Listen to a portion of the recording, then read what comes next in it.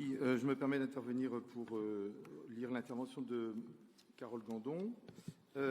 Alors, lors du Conseil d'octobre 2021, nous vous interrogions déjà sur le devenir de la dalle Colombier, un espace qui a connu ses heures de gloire à la fin des années 70 et dont l'architecture est aujourd'hui totalement dépassée et l'état souvent vétuste.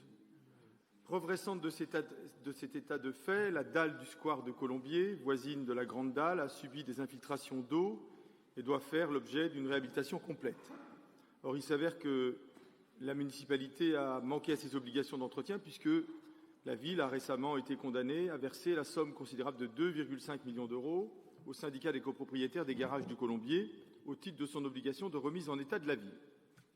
Alors le temps presse et les Rennais s'impatientent légitimement de ne rien voir venir quant à l'avenir de ce point névralgique du centre-ville aux usages multiples. Alors nous déplorions déjà l'absence de visibilité sur certains projets à venir et l'absence de dialogue avec les acteurs concernés.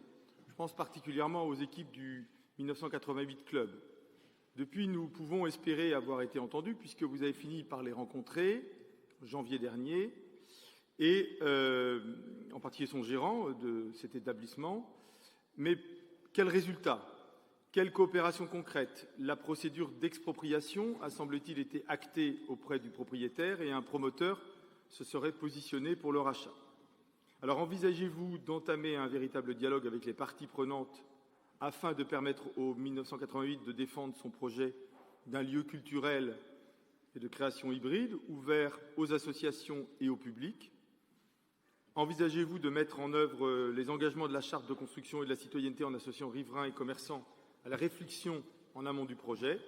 Et de façon plus générale, quels aménagements envisagez-vous pour la future dalle du Colombier, avec peut-être aussi une esquisse de calendrier? Merci.